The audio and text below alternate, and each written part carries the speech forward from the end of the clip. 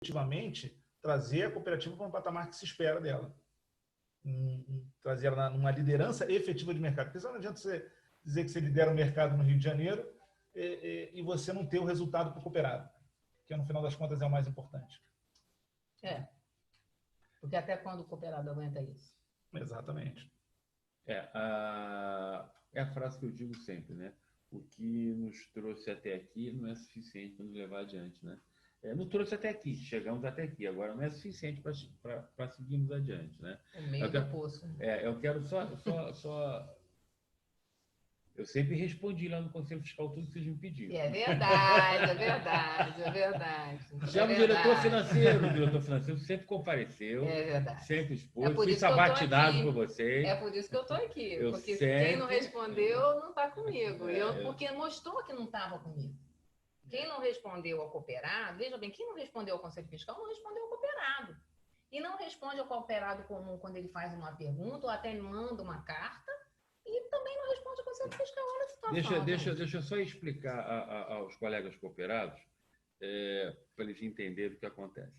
O Conselho Fiscal, muitas vezes, eles têm algumas colocações, algumas dúvidas em relação ao balanço, mas não em relação aos números. Sim. Por que aqueles números chegaram àquele ponto? Por que deu isso? Eles querem saber o caminho daquilo, por que isso aconteceu. Isso em várias linhas, seja a parte administrativa, a parte médica, a parte financeira, de empréstimo bancário, enfim, que aparecem, que são apresentados pelo contador para o Conselho Fiscal. E o Conselho Fiscal tem uma assessoria da Unimed. Além do contador oficial, a Unimed paga um assessor jurídico e um assessor contábil para o Conselho Fiscal, a pedido deles, para que eles tenham a independência de analisar e ter um debate no Conselho. Bem, o que acontece é que eles querem fazer alguns questionamentos à direção. Como é de praxe numa grande empresa como a de Rio? O Conselho Fiscal, ele solicita por escrito e o diretor responde por escrito. Isso é de praxe. Quando eles me solicitaram, a secretária, doutor, o Conselho Fiscal está convocando o senhor para a reunião no dia tal. Falei, qual é a pauta? Não, eles não disseram, não. Tá bom, então diz que eu vou. Eu vou, porque eu não estou falando com o Conselho Fiscal que é alguém da Dinamarca ou alguém da Austrália que tem nada a ver com o Brasil, nada a ver com a Unimed. Eu estou sendo chamado pelo Conselho Fiscal, que são cooperados, médicos, colegas, eles são sócios. Por que eu não vou no Conselho Fiscal? Eu tenho a prerrogativa, manda fazer por escrito que eu respondo. Teria essa prerrogativa. Eu não usei dela. Fui lá no Conselho Fiscal, debatemos, conversamos, discutimos, mostrei, falei, volta aqui, volta ali, mostramos o número, debatemos, dissecamos esses números, eles ficaram satisfeitos com isso.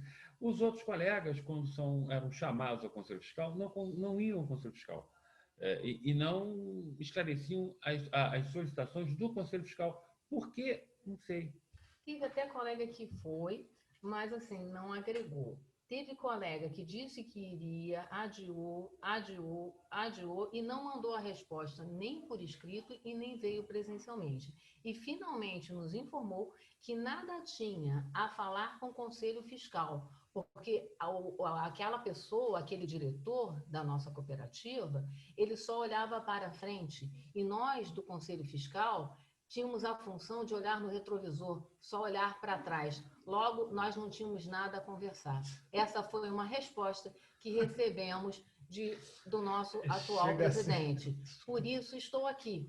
Acho que todo cooperado merece resposta e todo conselho fiscal merece respeito, como todo médico. Se nós não pudermos nos respeitar, acho que nós temos que sair da cooperativa. Se nós não pudermos ser respeitados, também. Então, façamos uma cooperativa melhor, onde o respeito seja a norma, que nós vamos crescer, mesmo que nós discordamos. Podemos discordar com respeito, certo? Claro. Perfeito. Bitar, eu queria pensar com você. Está dando muito ibope as perguntas dos colegas cooperados em relação a essa história da consulta a R$160, de acordo com o deflator, de acordo com a sinistralidade. Inclusive, foi acusado de black fraud, ou seja, eu vou pagar 50% do dobro, né? Infelizmente, são pessoas que não entenderam, que não conseguem fazer conta e estão achando que estão dentro de uma reunião de condomínio, né? E não dentro de uma cooperativa que tem um faturamento de 5 milhões, né? E que tem uma dívida para pagar e que os sócios estão com uma situação financeira muito complicada, não só pela questão da cooperativa, pela questão do país, pela questão do Estado. O país vive uma crise, agora uma pandemia, o nosso Estado foi saqueado, né? Nós temos todos os ex-governadores presos, parece que o atual está indo pelo mesmo caminho. Então, uma coisa triste para o nosso Estado, uma crise econômica que já vinha sendo arrastada, com mais agora a crise da pandemia. Enfim, a gente a dificuldade do cooperado é muito, eu digo sempre, muitos temos a geladeira cheia, mas tem cooperado que está passando dificuldade, está passando. Então a gente precisa trabalhar. O TAC proíbe o reajuste de consulta. Por quê? Porque ele entende que se você tem uma empresa, você é sócio de uma empresa, se essa empresa tem dívidas, não cabe você aumentar a sua retirada, o seu prolabore. Então, por isso que ele travou. Então, esse é o não. Não pode reajustar a consulta. Ok, mas nós estamos numa situação que está ficando insustentável. Nós precisamos ter um reajuste de consulta. Bem, nós precisamos ir à agência, nós precisamos ir ao Ministério Público, conversar com eles com reajuste de consulta. Então, quais são as opções? A gente vai lá e diz assim, olha, dá para vocês aumentarem a consulta para R$90?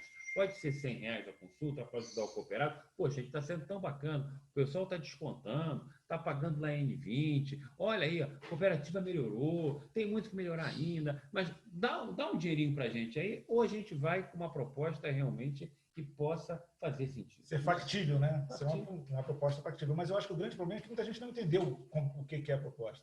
E não entendeu como o cooperado pode se envolver com essa proposta. Porque a gente tem visto também muitas das vezes, né? São as pessoas ao longo dos anos falando que o cooperado tem que gastar menos, que o cooperado tem que pedir menos exames, que o cooperado tem que diminuir a sinistralidade, está na mão do cooperado. Tá, mas ele não consegue ter essa percepção. Ele não consegue perceber em quanto isso impacta para ele. No final das contas, ele não tem essa percepção. E talvez essa seja uma forma dele ter a percepção sobre a sinistralidade, sobre o resultado da cooperativa. Porque disso vai depender o próximo trimestre dele, segundo a proposta. O próximo trimestre dele pode melhorar ou piorar de acordo com o resultado da cooperativa. E eu acho que isso é que está gerando uma grande dificuldade de entendimento para algumas pessoas, ou porque não querem entender também, né? Alguns não querem entender. Não acho que não querem entender. Há uma dificuldade na vivência disso. Eu acho assim que essa minha vivência no Conselho Fiscal me agregou muita visão. Acho que, na verdade, todos vocês deviam se candidatar a Conselho Fiscal em algum momento. Porque se mais pessoas passassem pelo Conselho Fiscal, entenderiam melhor alguns desses nomes que, quando o William falou, a Cleise falou assim para mim, nossa, Maite, de tanto o William falar comigo nessas lives, cada uma que eu assisto, eu vou aprendendo um nome. Né? Já a Deusita me disse, Maite, eu não entendo nada, eu vou votar em quem você definir. Eu falei, pelo amor de Deus, Deusita, não faça isso. Eu quero que você entenda. A gente precisa passar a entender. Só chegar lá e fazer que nem a Cássia falou, que ela vai ficar com esse pessoal porque ela prometeu voto, era o que se fazia na época da gestão do Celso Barros. Se prometia voto, se ia lá e votava. Nós precisamos começar a entender e entender por que entender. E é isso que a gente está fazendo nessas lives. A gente está explicando. E aí a gente vai fazer mais live depois, se vocês permitirem. Se vocês votarem na chapa 2 Avante Unimais, vai ter sempre live explicando o que está acontecendo. E vocês vão colaborar também com as suas dúvidas. Olha só, por que é isso? Por que é aquilo? Né? O pessoal da pediatria reclamou ontem isso que a gente estava falando. Eles não têm como ter mais meios de sustento. E um colega que fazia parte do PA foi retirado de lá sem mais aviso, porque atendia com qualidade os pacientes no PA, o pediatra, ele atendia com qualidade, vocês viram no grupo de pediatria, e foi retirado de lá com a justificativa que o atendimento dele demorava muito, era mais do que 7 minutos. Gente, eu não consigo atender em 7 minutos, eu não sei se vocês, alguém aqui. Eu acho que o PA, ele pode ser até um pronto atendimento, mas atendimento sem qualidade não é a proposta da Unimed.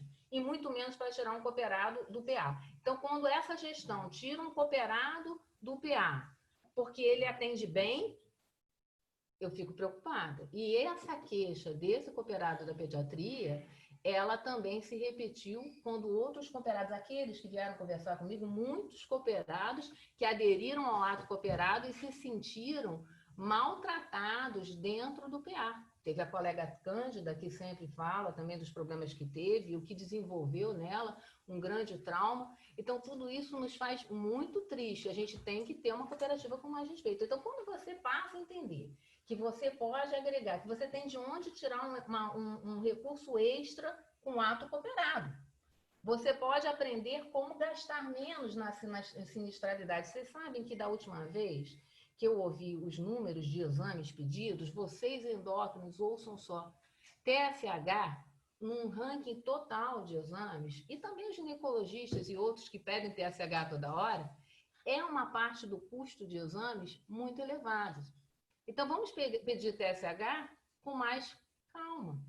Um paciente que a gente mude hoje a dose do hormônio tiroidiano, a gente só vai verificar daqui a 45 dias, ou 2 meses, ou 3 meses. Então, não precisa todas as especialidades pedirem TSH para aquele paciente, ou anticorpos. Uma vez que ele tem anticorpo, a gente não precisa ficar repetindo aquele anticorpo forever. Só que todo mundo que tem algum problema na tiroide, a gente vê que vem com aquela lista toda. TSH, T3, T4, anticorpo, para quê toda vez que ele vai? Então, isso diminui custo? É verdade. É uma parte da nossa culpa? É. Nós podemos melhorar? Sim. Mas nós precisamos de um gestor para melhorar mais, porque eu percebi que nem tudo é culpa nossa, gente. E nem tudo se resolve com a gente. A gente diminui o custo. Eu nunca atendi a Mil. Não gosto da Mil. Mas a Mil gosta muito de mim. Eu atendo muito paciente da Mil e recebo sempre cartinhas perguntando se eu quero ser cooperada não, perdão, credenciada. E também os meus pacientes que vêm no meu consultório pagantes recebem cartinhas da Mil quando eles não voltaram. Eles perguntam, por que você não voltou ainda na doutora Maitê? Por quê? Por que eu recebo as cartinhas? Porque eu não faço exames desnecessários. Eu uso uma velha arma do clínico, a semiologia, a clínica propedêutica. E isso diminui custo. Mas um bom gestor na cooperativa, eu acho que vai diminuir mais, né, Luiz? Vai ser muitas linhas. Eu acho que vale a pena ele até explicar de novo essa questão da consulta 160 com a sinistralidade, porque eu acho que essa é uma coisa que está batendo muito nos grupos, as pessoas comentando, questionando e gerando dúvida. Eu acho que vale a pena fazer uma nova explicação. O que é isso para que as pessoas pudessem entender? Primeiro, não é populismo, como disseram ontem. É populismo. Não é populismo. É o contrário do imperialismo. A gente não é imperialista, ok? Tipo, estou resolvendo o meu problema, os outros eu não estou preocupado. Isso não. Nós vamos preocupar com todos. Ou é a cooperativa, o princípio da cooperativa é o princípio do mutualismo. A gente tem que se ajudar. Né? E a cooperativa ela tem que fazer esse papel dela. Por que não? Né? Então, vamos lá. A consulta R$ 160, ela nasce de uma métrica que a gente fez, como seria a consulta hoje se nós não estivéssemos na situação que nós estamos, onde estaria girando a consulta do Unimed Rio. Então, o cálculo que nós fizemos seria em torno de R$ 160. Bem, nós podemos assumir lá no dia 24 da Unimed Rio e a consulta vai passar a 160? Claro que não. Não estou dizendo isso. Eu estou dizendo que eu não posso reajustar porque a agência não deixa.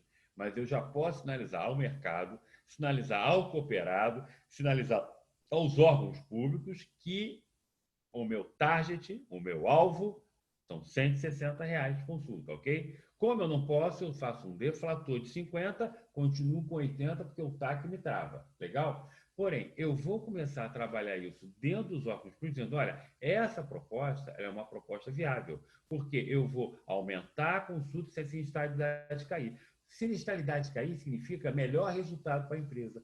O que é sinistralidade? É a relação do dinheiro que entra, do que a gente vende plano de saúde, com o custo médico, gasto com a rede médica. Não entra imposto, não entra aluguel. Nesse cálculo, não entra aluguel, não entra luz, não entra telefone, só entra custo médico. Então, é a relação do dinheiro que entra com o que se gasta na área médica. É isso que vai dar a sinistralidade. Bem, se eu consigo aumentar mais a minha receita e se eu consigo reduzir os custos em todas as linhas que eu venho falando com vocês, né? Material, medicamento, PME, oncológico, jurídico, reembolso, intercâmbio. Se nós conseguimos, e temos condições de conseguir reduzir esse custo médico para melhorar a sinistralidade, nós vamos levar essa proposta a gente e dizer, olha, gente, olha aqui, nós já conseguimos isso. Agora, eu estou pedindo aos senhores que autorizem eu começar a trabalhar, a reajustar a consulta de que... acordo com o sinistro. Então, eu já tenho um não. Mas quando eu for pedir o sim, eu não vou pedir uma esmola. Olha aí, dá mais R$10 de consulta para o doutor. Isso é vergonhoso. Você está com um plano todo por trás disso para mostrar a viabilidade disso. Até porque a sinistralidade não tem estado boa. Né? E se a gente conseguir mostrar que a gente tem uma gestão capaz, que eu acho que a gente tem, e a gente vai conseguir mostrar, a gente vai conseguir, gente. Eu acho que isso é interessante, porque é o seguinte, vai deixar o cooperado sempre na expectativa de como é que está a sinistralidade no próximo trimestre. Isso é ótimo. E ele vai começar a se preocupar, porque ele sabe que se conseguiu-se isso com o Ministério Público, e a partir daí jogou-se uma consulta para 160, 3 meses depois, ela pode cair se a sinistralidade voltar ao patamar de 80, se a sinistralidade estiver alta. Então, ele vai começar a se preocupar com isso, ele vai começar a entender a real necessidade dele controlar um gasto desnecessário, que existe, a gente sabe que existe uma gordura muito grande. Então, todo mês ele vai ficar preocupado, será que eu tenho uma fatura de 10 mil? Se dobrar, ele vai para a fatura de 20 mil para a Unimed. Mas se a sinistralidade aumentar, eu vou voltar para 10 mil. Então, olha a diferença que ele pode ter. Então, a importância dele se envolver mais na cooperativa, se envolver mais com o resultado e se preocupar com o resultado, que hoje ninguém mal olha o resultado. Fica esperando o fim do ano. Mas exatamente. Eu acho que você tem muito como agregar, né, Gustavo? Porque se você vai gerenciar na sua gestão do hospital, certamente isso envolve as nossas sinistralidades, não? Tudo, acho que tudo envolve, mas assim... Explica pra gente como é que você vai fazer isso. Não, eu estou dizendo... mas, falando na questão da sinistralidade e diretamente do valor da consulta, eu acho que esse envolvimento de todo o cooperado, não é só o hospital, porque isso aí é muito maior do que o hospital, é o envolvimento do cooperado como um todo. Sim, mas o hospital também tem uma parte que você pode ajudar, né? Você vai ajudar? Sim, eu acho que temos que reduzir o custo, de tentar minimizar ao máximo o custo do hospital, por mais que ele seja um hospital custo, você tem que tentar reduzir o custo dele final. Rever o estoque, rever a relação funcionário por leito, rever uma série de questões. Exatamente, isso aí tem que ser revisto para você trazer o que você pode agregar de valor a mais. Eu, na minha visão de dona de casa, quando eu entro naquele hospital, porque eu já fui internado lá quando eu tive um problema de coluna, eu acho que eles quartos enormes, podia dividir em 2, né? Tem uns lá que tem 2 banheiros para cada lado, se dividisse ali dava 2 quartos. Até me disseram que tinha, que foi feito para ter 2 quartos, tem umas suítes lá que tem o quarto e tem uma outra sala com banheiro, né? Então, você tem toda a estrutura para transformar eles em 2. Isso poderia ser bom para gente, será? Aí você que vai dizer para nós. A gente vai ver depois que chegar. Eu tenho conversado com o Bittar, existem vários procedimentos, por exemplo, que são procedimentos de clínica. Né? E esses procedimentos de clínicos, a gente... poderíamos trazer para dentro do Hospital da Unimed, independente da rede. Porque não é sub-rede, é utilizar a ociosidade, tá certo? Que o horário do centro cirúrgico parado, você não vai, o doente entra, faz uma colonoscopia e vai embora. Ele entra, faz uma artroscopia e vai embora. E você está levando para um hospital de custo. O Gustavo vai fazer esse controle com total rigidez. Vou cobrar isso de você, hein? O que vai acontecer? Você vai tirar sinistro da rede. Eu vou pagar menos. Onde eu pago mais caro, eu vou pagar menos. Então, você consegue trazer o cliente para gerar ali. Ele entra 2, 3 horas e vai embora. Entra 2, 3 horas, vai 4 horas, vai embora. Ele não dorme naquele day clínico, ok? Claro que algumas especialidades não vão poder trabalhar nesse day clínico. Por exemplo, oftalmologia. Não dá para ter day clínico oftalmologia para fazer cirurgia oftalmológica, porque é muito complicado, os custos são muito altos, os equipamentos são caros e você não vai ter demanda para isso. Exatamente. Tá certo? Então, algumas especialidades nós não vamos, mas muitas coisas que nós gastamos, por exemplo, vou dar só o exemplo da colonoscopia. Tá? Eu tenho um hospital na rede que cobra, da Unimed Rio, R$ 2.800 por uma colonoscopia, além dos honorários do doutor, só para o camarada deitar lá e ir embora. 2, 3 horas fazer uma colonoscopia. E tem local na rede que custa R$ 650. Olha a diferença de... Então, olha a diferença. Olha como é que isso dá. Isso é sinistro, gente. Isso é sinistro. Se eu trago isso para o hospital e faço uma linha de produção, eu estou tirando sinistro da rede, jogando para o nosso hospital, pagando menos.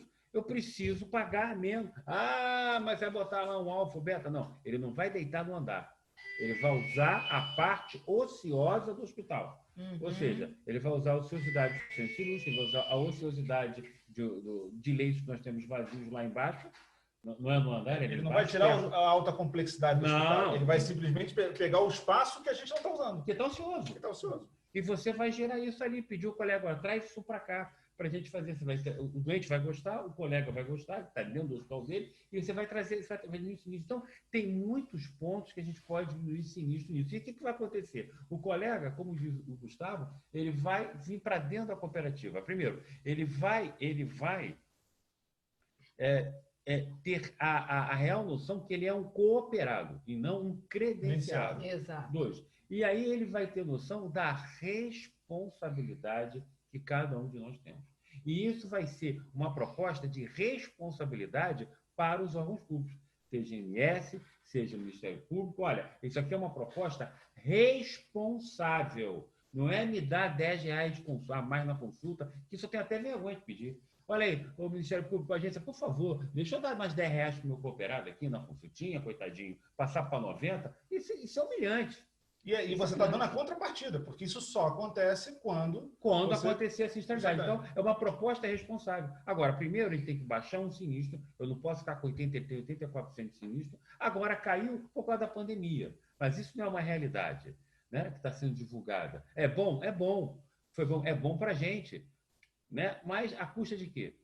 A custa de uma pandemia. A endocrinologia, né, eu criei um grupo. Esse grupo tem mais de 20 colegas da endocrinologia que se destinam a dar suporte a todos os diabéticos que estiverem descompensados na rede, para que fossem referenciados. Esse projeto foi levado à doutora Denise Durão, que ficou de avaliar, isso já faz um ano. O grupo foi criado, inclusive conversei muito com o pessoal do IPVM, porque o IPVM já faz um trabalho de coaching em obesidade. A gente falou, poderíamos fazer um trabalho semelhante para o diabético que não está encontrando o seu lugar e que vem acabar trazendo custo para nós, com alterações oftalmológicas, cardiovasculares, né, com um peso enorme, às vezes em amputações e principalmente em qualidade de vida desses pacientes. Esse projeto foi entregue à doutora Denise Durão, está em avaliação desde o ano passado. O grupo com os cooperados que se dispuseram a dar assistência em seu consultório, não agregando nenhum custo extra para a cooperativa, mas certamente diminuindo a sinistralidade, não foi avante. Então, essa é uma das razões para a gente estar nesse grupo, com projetos reais, com cooperados que querem realmente diminuir o custo e que vão conseguir diminuir o custo da sinistralidade. Os endocrinologistas, eles estão dispostos a ajudar a cooperativa a atingir esse patamar que vai, além da saída do poço, né? Nós vamos para lá do poço. Agora, primeiro a gente tem que sair do poço, né? Mas nós vamos ajudar. A endocrinologia está junto para isso.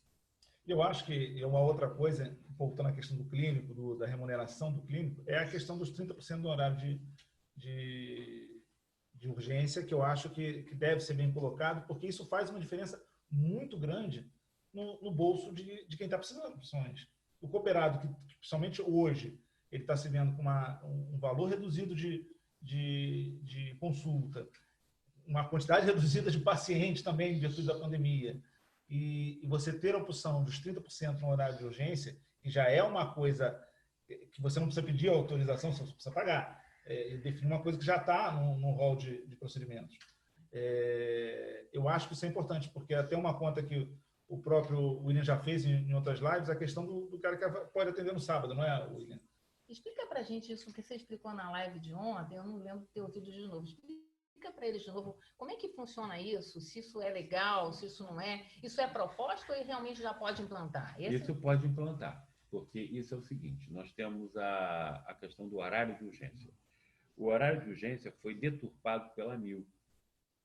A ANIL, ela colocou e mudou lá atrás, transformando o horário de urgência em procedimento de urgência. Tá? Mas a proposta da Associação Médica Brasileira é o horário de urgência. Quem atende depois das 19 horas tem 30% de acréscimo. Quem faz procedimento cirúrgico após as 19 horas, 30% de acréscimo. Sábado e domingo, 30% de acréscimo. Se a consulta está R$ 80, ela vai passar para 104. aos sábados e depois das 19 horas. Então, se você tem um clínico, tá certo? Que não tem recurso para agregar o valor à sua consulta de procedimentos no seu consultório. Quando você paga para ele, num sábado, R$ 104,00, e ele fizer 10 consultas no sábado, são R$ 1.000 a mais. Em 4 sábados, R$ 4.000 a mais na consulta. Lembrando que 83% dos cooperados produzem, faturam até R$ 10.000. Então, R$ 4.000 acaba virando 40% do ganho dele. Cooperado, enfim, um cooperado que ganha R$ 3.000, se ele fizer isso, ele vai dobrar a remuneração dele nesse sentido. Quer dizer que isso já podia ter sido feito. Sim, pode ser feito. Não, já podia ter sido. Sim, a gente já podia estar recebendo isso, sim. porque eu conheço muita gente que trabalha à noite. Não é meu caso, não estou falando em benefício próprio, não. Mas há muita gente que trabalha nesses períodos, inclusive de sábado, que eu conheço. Exato, tem muito colega fazendo. Está atendendo agora. Está atendendo agora, nesse momento, no consultório. Exato. O que é que acontece? Eu fui muito criticado, dizendo, você é louco, o que vai acontecer? Vai haver um aumento enorme do faturamento do cooperado? Eu falei que assim, não vai haver um aumento enorme. Vai haver um aumento, sim. Se essa ideia é botar dinheiro no bolso do cooperado. Então, se você vai... Mas depois essa curva, ela se acomoda. Natural. Por quê? Vai ter gente que, por alguma necessidade financeira, vai ficar atendendo sábado o dia inteiro no consultório. Perfeito? Vai. Por quanto tempo? Uma hora que ele não vai aguentar. Tem uma hora que a mulher vai reclamar, o marido vai reclamar, o filho vai reclamar, ele vai trabalhar somente expediente, vai ficar mais o dia inteiro. O cara que, vou fazer o seguinte, vou parar de operar durante a semana, vou jogar todas as minhas cirurgias para sábado, porque eu vou ganhar 30%. Vai ter gente que vai fazer isso. Mas por quanto tempo? Sim. Ele não vai aguentar isso no tempo. Uma hora a curva ela vai se acomodar naturalmente. Isso é tendência, chama-se a curva de tendência dela de acontecer. Então, mas que vai haver um reajuste? Vai, o cooperado vai receber mais. Mas, em compensação, ele não é descontado da N20, eu ajudo ele mais rápido que a N20 também. E a N20 você também retorna mais rápido para a cooperativa. Para a cooperativa. Então, eu não vejo por que essa sobrecarga do cooperado, porque eu digo o seguinte, e aí... Mas lá quando a gente olhava as contas no Conselho Fiscal, a parcela que o cooperado exerce, né? O valor que custa a cooperativa do que o cooperado gasta, que ele recebe, né? Que ele recebe da cooperativa, não é tão grande assim, né? O cooperado merece mais. Está em torno de 8%. 8%. Hoje em torno de 8%. E essa questão do pagamento da horário de urgência já acontece com vários operadores, tá? Várias operadoras já estão pagando o horário de urgência, eu recebo. Então, quer dizer, a gente já devia estar recebendo na situação que a gente está, né? Se essa gestão pensasse na gente, na dificuldade que nós, cooperados, estamos tendo, a gente já devia estar recebendo isso. Eu acho. Então, não é uma questão eleitoreira, não é uma questão de gestão. Agora, William, como é que você vai aumentar o custo médico? A gente gasta hoje 40 milhões por mês, isso vai aumentar para 44. A gente vai ter que fazer a gestão num outro local onde não está sendo feito, para tirar o dinheiro de lá. É o mesmo dinheiro, gente. Não vai vir, tá certo? Vamos pensar que seja o mesmo dinheiro. No mesmo dinheiro, a gente vai tirar o dinheiro de onde não tinha que estar e botar onde tem que estar. Esse é minha fala. Que é no bolso do cooperado. Que é no bolso do cooperado, agora bolas. No nosso bolso, gente. É isso. É diferente. É diferente quando você é dono da operadora. Eu sou dono de uma operadora, eu quero o dinheiro no meu bolso. Isso não é assim que as operadoras fazem? As operadoras, assim, o dinheiro no bolso do dono. Que se dane os médicos. Né? Já teve dono de operadora que disse que médico é igual sal, o da de branco é barato. Não é isso? Agora, aqui, eu não sou o dono da operadora, da Unimed. Eu sou um dos donos, junto com todo mundo. Tá certo? E é uma frase que eu falo, que eu não gosto de falar, não, que parece, aí sim, parece coisa politiqueira. Que eu falo que assim, olha, o cooperado, ele é a razão da cooperativa. Mas é mesmo. Eu sei, mas às vezes as pessoas me criticam, isso é eleitoreiro. Caramba, se não tivesse o cooperado atendendo, o cooperativo tinha acabado. Atendendo e pagando. Quem deu aquela primeira aporte lá? Como é que foi? Foi o cooperado. Se fosse uma operadora comum, ela estava quebrada, já finalizada. Já finalizada. Então, o cooperado é que sustenta a cooperativa. Então, caramba, eu tenho que pensar no dono, caramba, que é o meu patrão ali, o dono, tem que falar com ele. Se o cooperado estiver bem, a cooperativa estará bem. Se o cooperado ficar ruim, a cooperativa vai ficando ruim também. É o que estava acontecendo com a gente. E aí, eu acho, Maite, entra uma outra questão que encaixa bem aqui, que é a questão da isonomia, também para os cooperados. Você houve um avanço, até houve um avanço em relação a mais cooperados poderem fazer exames, pelo que se tinha antes, que era só os amigos do rei poderiam fazer isso, houve um avanço, houve. Mas talvez o avanço não seja suficiente para contemplar e realmente falar sobre isonomia, né, dentro da cooperativa. Continua tendo amigos do rei, né? Mudou o rei. Mas eu acho que isso é uma coisa que tem que ser levada adiante. É você trazer os procedimentos dentro do consultório. Se um pode, por que os outros não podem? Por que um colega pode fazer e o outro não pode? Em situações iguais. E isso é uma coisa que a gente tem que mudar, né, William? Sim, tem que mudar, temos que rever, temos que trazer os colegas para conversar, inclusive os amigos do rei também serão ouvidos. Porque também são cooperados e vão ter que... e se eles não aceitarem, só lamento, mas vamos conversar com todos. Né? Não é possível um colega que ele é cooperado, ele tem uma PJ, ele esvazia o consultório dos colegas em onde ele está e ele fatura como pessoa física e como PJ. Então, ele quase que quadriplica o movimento dele. Porque ele, o paciente passa a consulta como cooperado, quando o paciente volta, ele passa a consulta como PJ. A gente vai cruzar esses dados. Isso não vai acontecer, não vai fazer isso, não. A gente vai chamar, colega, vem cá, não faz isso, não. A gente vai dar um cartão amarelo e até chamar o cara para uma situação, ou você para ou você sai da cooperativa. Não dá para fazer isso. Quer dizer, isso, a gente vê que... Mas isso funciona muito bem. Eu trabalho na Comissão de Ética e Defesa Profissional da SBEM desde 2004. E, a princípio, quando o doutor Luiz César Pova falou assim, Maitê, você vai ter que fazer isso, eu falei, meu Deus, que furada, né? Vai todo mundo brigar comigo. Mas quando você chama as pessoas para conversar com respeito, as pessoas ficam mais seus amigos. Já teve gente que a gente até teve que fazer algum inquérito e que se tornou mais meu amigo do que antes. Então, as pessoas, elas precisam ser ouvidas também e a gente vai tentando fazer... o cachorro também quer ser ouvido, né? A gente vai chamando as pessoas para serem ouvidas, elas vão falando, a gente vai explicando também as nossas razões e aí a gente consegue os ajustes, né? Que não são maravilhosos, nem tudo é perfeito, mas nós também não somos, né? Mas é por isso que é um jogo de ganha-ganha. Todo mundo tem que ganhar ali, todo mundo tem que se aprender a ceder também. E a questão... quando se conversa, se consegue. Exatamente isso. E a grande questão, é porque parte dessa prática já existiu, porque isso foi uma prática que foi ao longo dos anos sendo montada, sendo criada. E você tem que ir aos poucos entendendo a situação de cada um, e entra o que você falou de senta, conversa e vamos acertando aqui, para que isso cada vez mais seja voltando, se revertendo para o cooperado, no qual muitos deles também são. Como muita gente fala, mas isso é lícito. Aí eu cito São Paulo de Tarso, né? Nem tudo que me é lícito, tudo me é lícito, mas nem tudo me convém.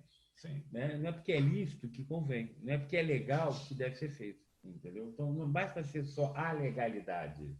A gente tem que ver, não é só a licitude, tem que ver se isso convém. Isso não convém, isso não pode acontecer. Colega, vamos conversar. Olha aqui, papapá, você presta um... Vamos discutir aqui onde você vai. Tem cooperado que tem direito a procedimento no consultório, na especialidade, que ele é habilitado para todos os procedimentos, todos, como pessoa física, todos. E outros para nada. E aí vocês não entendem como são assim, coisas como isso acontece. Eu nem sabia que isso existia, porque a gente não tem procedimento, como você falou, mas aí algumas pessoas que entraram na oftalmologia, principalmente, na otorrino, começaram a me contar, eu entrei na cooperativa, mas não posso fazer isso ou aquilo. Eu falei, gente, eu nem sabia que isso podia ser possível, né? Eu questionava isso, mas também não era da minha alçada. Né? Isso não é da sua alçada, nós vamos... E aí entra...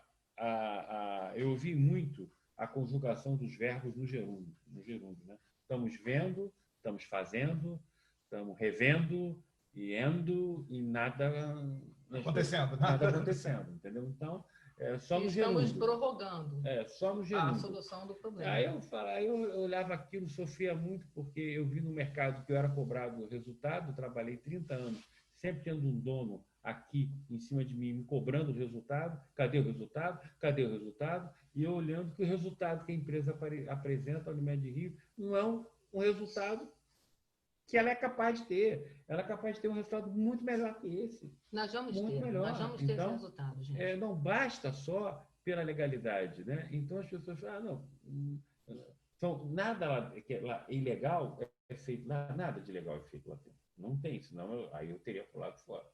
Teria apresentado queixa-crime. Então, não tem nada de ilegalidade, ou pelo menos que alguém tenha me provado. Tem muita história, mas fato concreto ninguém apresentou. Ok?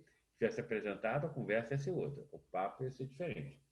Então, ilegalidade. O que tem lá é crença. Quando eu falo crença, o grupo que está lá, eles acreditam que este é o caminho. E aí, ontem eu estava conversando, eu peço a vocês que estão assistindo, que repliquem isso para os colegas, se concordarem com o que eu estou dizendo. Olha, não é uma eleição de nós contra eles. Parem com isso. Não é. Eles querem trazer para isso. Não é nós contra eles. Eu sou a oposição verdadeira. Não, é eles e nós aqui. Nós somos, poxa vida, por que nunca falo isso e tal? Claro que nós falamos. Né? Então, querem criar o quê? Eles querem criar, todos estão querendo criar o quê? O nós contra eles. O nós contra eles.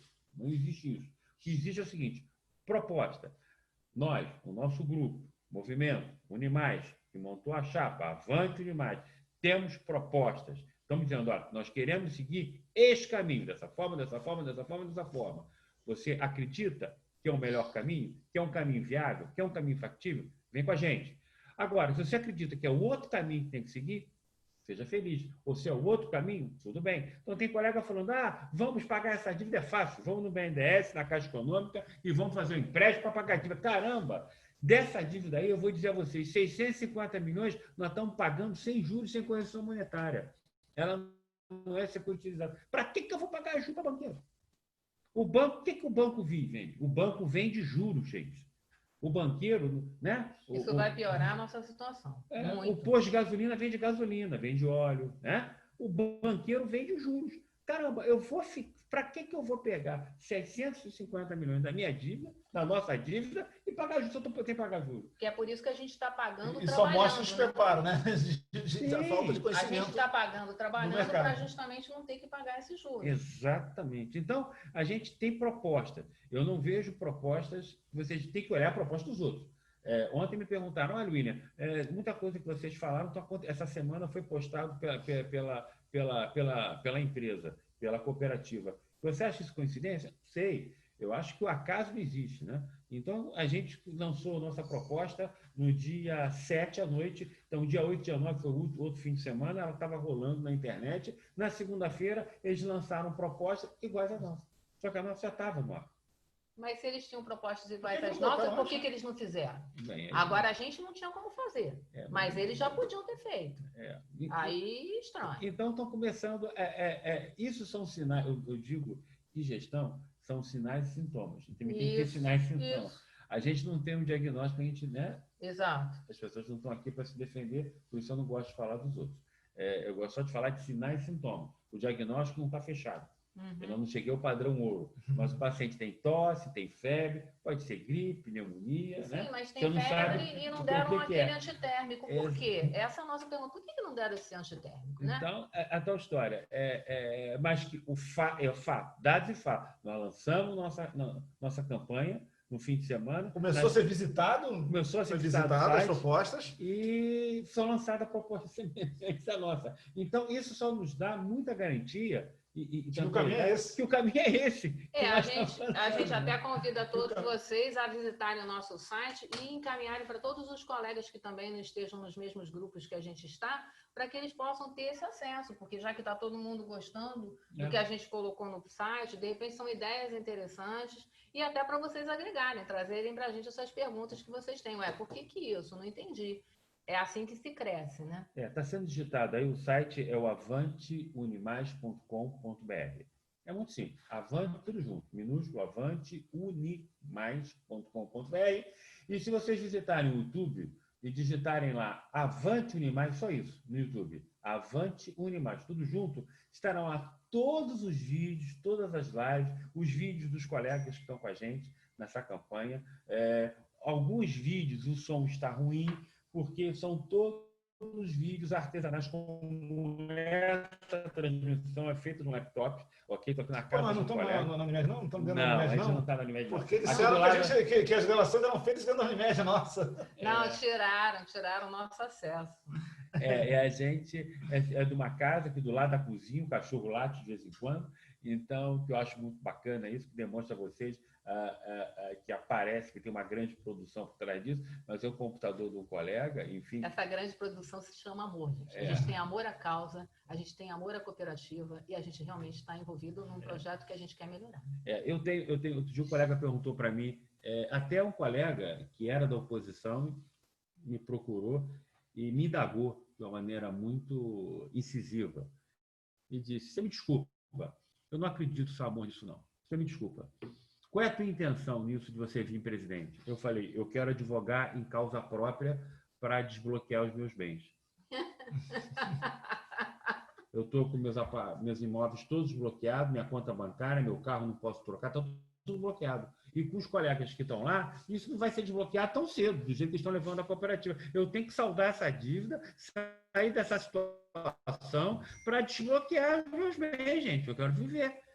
Entendeu? Então, só tem uma maneira disso, salvar a cooperativa. Não tem outra maneira. Porque daí, não são só os meus já estão bloqueados, os de vocês também serão bloqueados se continuar assim. O meu já está. Tá certo? Eu quero desbloquear o meu e evitar que o de vocês seja. O meu já está. Eu disse para você que eu não queria entrar nessa furada, que eu não queria ter meus bens bloqueados. E aí, eu outro dia falei com um cara que era do CB, ele falou: não, isso aí é fácil, todo mundo dá um jeito nisso. Só que eu não consegui dar um jeito nisso, é muito caro a gente passar os bens para os outros, eu não tenho dinheiro para isso e eu estou apostando no William. Se eu entrar, eu vou ficar com parte dos meus bens bloqueados, que não estão. Tá? Mas eu acredito realmente que ele consiga desbloquear os meus também. Eu já estou lascado, então... Não, mas você está lascado, eu não estou, mas eu acredito em você. Então, eu preciso tomar a rédea disso para a gente ir para o caminho que a gente tem que tomar, até para que eu libere os meus bens, da minha família, meus filhos. Porque você vê aquele pessoal do CB... Antes que a minha mulher me... Como esse cara falou comigo, esse pessoal do CB, eles já faziam tudo, já pensando que ia ficar bloqueado mesmo, já tiravam o deles da reta. A gente está aqui de cara limpa, enfrentando a vida com correção, né? E amor, gente. É amor à causa. A gente acredita que a gente pode melhorar, sim, a todos nós. Tomara, né? Que vocês nos ajudem a fazer. Tem pergunta aí? Tem. Então vamos lá. Tem vamos para as perguntas aí. Passa para a gente. A gente se empolga. A gente se empolga. Maitê, Gustavo, sobre as colocações claras, sobre nossas propostas, sobre nossa situação, mais uma vez.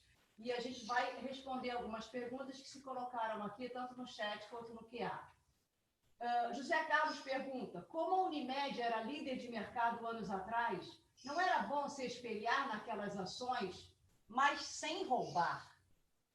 Bem, José Carlos, ela foi líder do mercado com alguns artifícios que trouxeram prejuízo para a gente. Eu não sou a favor de roubo, então, pelo amor de Deus, não me interpretem mal o que eu vou dizer, mas o roubo é a hemorragia arterial.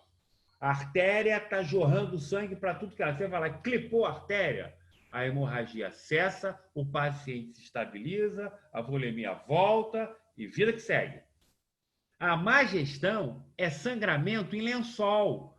Você não acha onde é que está o sangramento, o paciente está apagando, a volemia está caindo, está choque, está chocando, o anestesista dizendo: olha, o paciente vai parar, olha, está indo embora, olha, chocou. E você, mas não tem hemorragia, está tudo certo. Não tem, tem algum sangramento. Não, mas alguém fala para você: fica tranquilo, a gente está vendo onde está. Então, má gestão é isso. Você não, e a empresa vai embora. Ela vai embora sem roubo. Sem roubo. Então, o roubo você tapou, você pegou, você foi lá, você cancelou. A má gestão, não. Então, a antiga gestão, eu não vou falar de roubo. Eu não sou policial, não sou investigador, não sou auditor. Isso eu deixo para a justiça. O que eu vou falar é da má gestão do Celso. Isso eu posso falar. E devo falar. O que trouxe a gente para esse caminho foram 3 coisas. Primeiro, a construção do hospital a um preço absurdo. Absurdo. Jogaram o dinheiro para o alto. Então, parte da nossa dívida naquele empreendimento.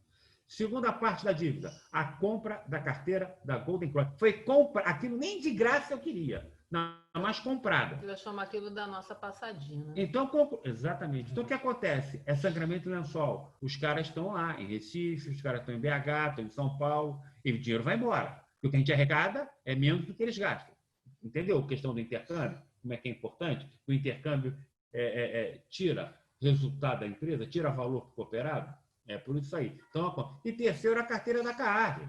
Foi outro absurdo essa compra da carteira da CAAD. Foi mal feita. Eu tenho paciente com plano plano Delta, normal no Unimed, paga R$ 2.800, R$ 2.900 se tiver 80 anos de idade. Na CAAD, com 80 anos de idade, o mesmo plano Delta, o cara paga R$ 1.600. A conta fecha? Não fecha. Então, foram essas três coisas que a antiga gestão do Celso fizeram o bico do avião fazer isso. Ó. O avião estava, daqui a pouco ele fez isso. Aí virou líder de mercado, chegando a 1 milhão de visas. A que preço? A que preço? Um preço absurdo que nós estamos pagando até agora. Ok? E é complicado você desfazer essa carteira. Da Gold é menos complicado. Da CAAD é praticamente impossível. Ok? Vamos ter que rever isso, porque você brigar com a AB é um negócio bem complicado, mas a gente pode até, é difícil você brigar com a AB, né? Em relação a essa carteira. Mas com a Gold a gente vai ver. Então, são situações complicadas que a antiga gestão colocou a gente. Aí o bico do avião fez isso. E eles não viram o que estavam fazendo, Celso. Celso nem sabe o que aconteceu. Eu acho que até agora ele não sabe. E a gente... Você sabe e não quer saber. Não estou discutindo a questão do Fluminense. Não estou discutindo isso. Isso é hemorragia arterial. Foi clipado lá. O dinheiro parou de ir para lá. Tá legal. E o sangramento de lençol aqui, que todo mês, toda semana, todo dia, a gente está perdendo dinheiro. Entendeu? Então, se ele é de mercado, a gente quer.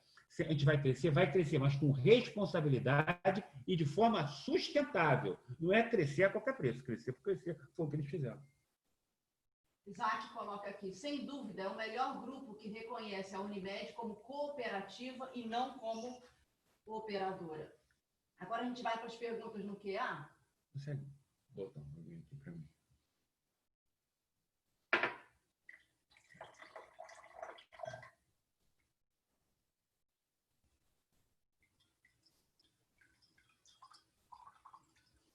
A gente vai pensando sério aí. A Sandra Couto coloca, na verdade, muitos cooperados agem como credenciado. Não tem muita percepção de que tudo que fazem vai voltar para eles próprios. Não se comportam como donos defendendo o seu próprio negócio. Quando a gente... Por isso a ideia da gente reajustar o cooperado pela sinistralidade. Ele vai começar a educar, a ter responsabilidade pelo negócio dele. Entendeu? É isso, Sandra. Daí vem essa história dos 160 com o deflator, entendeu? E ela mesmo coloca que já vi listas prontas de pedido de exame que se repetem de 6 em 6 meses sem necessidade alguma. Isso é fácil. Você tem software, você tem tudo que você faz o cruzamento disso e vê de forma recorrente aonde? Quem está pedindo, em que laboratório está sendo feito. A endocrinologia já discutiu muito isso no grupo, quando a gente era do grupo da cooperativa, quando eu não tinha me tirado de lá, e a gente deu várias sugestões, porque a gente vê muito essas listas, enormes, gente, enormes, desnecessárias. Nós ganhamos muitas consultas com isso, sabe, William? Porque o pessoal pede um monte de exame, aí vem algum endocrinológico errado e o cara aparece lá, cai de paraquedas, ele não tem nada. Mas veio um exame alterado, então vai uma consulta a mais também. Quer dizer, um exame a mais, consultas a mais, às vezes até ressonâncias a mais e cirurgias a mais também, desnecessárias. A Sandra continua dizendo, o que vocês pensam da telemedicina? Vão dar continuidade se for autorizada pós-pandemia? Isso eu falo sempre. Isso, eu acho que o William tem repetido isso em todas as lives falando sobre a telemedicina. A telemedicina, ela foi implementada no EdRi às pressas, não por uma decisão de diretoria, e sim por uma ordem da ANS, Agência Nacional de Saúde Suplementar, com fechamento dos consultórios, e apontando para um lockdown que não acabou não acontecendo, mas a restrição aconteceu, os prédios foram fechados, os pacientes perderam acesso aos seus médicos, a agência baixou lá uma instrução normativa, que não foi a N20, foi uma outra instrução normativa. São muitas instruções normativas da agência, dando um prazo para que as operadoras implementassem a telemedicina. Por isso que todas as operadoras estão com telemedicina, ok? Não é uma tendência de mercado, foi uma determinação da agência. E a Unimed Rio teve que fazer isso correndo, contratou essa empresa Conexa para fazer, que ela já fazia em outras operadoras. Ela não é a melhor plataforma, pelo menos tem demonstrado que não é a melhor, tem muitos ajustes para fazer, mas é o que a gente tinha para fazer e teve que fazer, primeiro, para poder remunerar o cooperado e, segundo, para poder cumprir uma determinação da agência, né? Ainda ela não está pungente, porque não sei se no começo ela não estava aberta para todos os usuários, né? Ela foi abrindo por etapa para ir testando se a plataforma funcionava e fazer os ajustes finos nessa telemedicina. Eu, particularmente, eu sou muito transparente e, mais do que isso, só se eu virar fantasma, que eu falo as coisas mesmo, eu sou sincericídio. Eu nunca gostei da telemedicina, não. Tá? Eu não queria muito a telemedicina, não. Porém, hoje ela veio para ficar. Não é questão de gostar ou de querer. Hoje ela veio para ficar. Então, a telemedicina ela vai ter que continuar. Ela vai ter que ficar. Ela não pode... Por quê? Mas por que isso, William? Pelo seguinte, se nós, médicos, não abraçarmos a causa da telemedicina, as outras profissões da área de saúde irão abraçá-la. Então, você vai ter enfermeiro fazendo telemedicina, fisioterapeuta fazendo telemedicina. O que vai acontecer? Vão esvaziar os nossos consultórios, porque os convênios vão contratar essa telemedicina e vão pagar R$20 para um cara fazer uma consulta, o cara vai topar. Então, a gente tem que abraçar, trazer o CRM, as sociedades médicas todas, otorrino, oftalmo, endó, cardiologia, temos que abraçar nos Conselho Federal de Medicina, tá certo? Lá, o CFM, temos que ir para o Congresso, dizer que telemedicina é um ato médico, tem que ser praticado por médico, que o valor da consulta tem que ser o mesmo da consulta presencial em consultório, senão os caras vão querer pagar 20 prata a consulta, e aí o médico não vai fazer, o enfermeiro vai lá e faz, com todo respeito aos enfermeiros. E regulamentar, né? E regulamentar a forma com que ela deve ser feita. Eu tinha muita restrição a isso, já por ser da Comissão de Ética, pensando nas situações. A gente tem, em 2002, já tudo determinado pelo Conselho para a gente fazer uma orientação. Então, nós temos já bem escrito pelo Conselho, estamos esperando uma orientação nova para a telemedicina completa, mas essa de 2002 nos dá autorização para orientação. Isso na endocrinologia, William, veio agregar um valor que eu nem esperava, mas a gente vivia ajudando o pessoal por WhatsApp. Isso é ruim porque não registra, também pode gerar problemas éticos e profissionais para o médico e até processos. Então, a plataforma, ela ajuda a registrar, por exemplo, esses pacientes diabéticos que precisam de ajustes regulares de insulina e precisam estar sempre em contato com a gente, com consultas pela telemedicina que a gente registra. E eu tive uma surpresa grande, imagino que os colegas também, com relação às pessoas com transtornos alimentares. A gente viu que a psicoterapia teve um bom resultado com essas plataformas de teleorientação e os transtornos alimentares, eu tive alguns pacientes que já vinham sendo tratados, que mantiveram contato comigo com a pandemia e, pasmem, alguns com melhor resultado. Eu acho que, de repente, ele na casa dele consegue falar melhor comigo das suas dificuldades e a gente conseguir ajustar condutas. Então, eu acho que, com o tempo, nós vamos ter que estudar essa plataforma e direcionar para que a gente vai usar. E, certamente, será uma ferramenta útil, se bem utilizada, como qualquer ferramenta. É a questão da regulamentação, né? A gente pegar e regulamentar ela, a própria telemedicina. Não deixar que sejam regulamentadas por nós. Se o médico não entrar nela e regulamentar, lutar para que ele seja um ato médico e regulamentar isso, vamos fazer. Quem vai fazer não vai ser nós. E utilizar bem e não se expor, né? Vão tomar isso da gente. E a cooperativa é de médico, então ela tem que fazer. Agora, nós estamos tendo vários problemas na plataforma, né? Tem paciente marcando 18 consultas com... Não, tem paciente que marca hoje, aí ele resolve que não vai, desmarca meia hora antes, aí marca para segunda. Ontem mesmo aconteceu isso comigo. Ou várias marcações, né? Ele várias marca toda semana. Ele marca com o mesmo médico 18 vezes. A gente já pediu várias especialistas. Se fosse bloqueado. Não, com a mesma pessoa, ele bloqueia a minha agenda inteira. Aí, conclusão, nós já estamos com essa telemedicina já há 4 meses e isso não se resolve. Mas continuamos no gerúndio, estamos vendo. Chegando no final, William. Na vascular acontece muito de cooperados antigos não conseguirem fazer Doppler no consultório e outros novos já terem conseguido. Como você explica isso? Errado. A área médica não fez uma avaliação correta. Creio que algum equívoco lá que a gente vai consertar isso. O objetivo é tirar o dinheiro dos hospitais que podem ser feitos em consultório. Vamos deixar o hospital para o hospital. Então, quando a gente abrir uma consulta ao sábado para ele ganhar 30% a mais, Qual é a minha expectativa? É que os pediatras, os cardiologistas, os clínicos passem a atender ao sábado e vão diminuir as emergências. O cara não vai lá no consultório, o doutor está atendendo. Okay? Então, passe a diminuir a emergência. Aquele cara que durante a semana não pode ir ao médico, aí vai na emergência à noite, ou vai na emergência no sábado. É a alternativa que ele tem no sábado ali. Que não é nem emergência, o cara vai lá para fazer ele passa um marcado, ali, sábado que ele trabalha, sábado. Então, a gente vai. Ele também tem esse viés, né? Tirar e deixar o hospital realmente para as emergências, o abdômen agudo. Então, não é nada contra a rede hospitalar. A rede não é isso. É apenas separar o joio do trigo. O hospital é para isso, o ambulatório é para isso, e é isso que a gente tem que fazer. Primário, secundário e terciário. William, vamos para a enquete, para a gente poder conhecer as opiniões dos nossos cooperados? Tá? Então, nós temos uma enquete aqui com algumas perguntas. A gente vai dar mais ou menos 1 minuto e meio para a gente tomar conhecimento da opinião e da avaliação de vocês.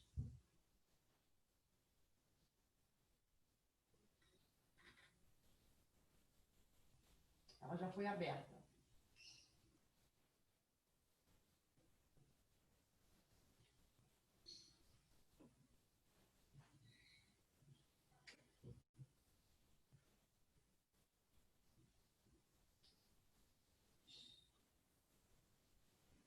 Essa enquete ajuda a gente a aprimorar cada vez mais os temas para serem debatidos de uma maneira o mais prática e o mais minuciosa possível para facilitar a gente, no dia da nossa assembleia, tomar a melhor decisão.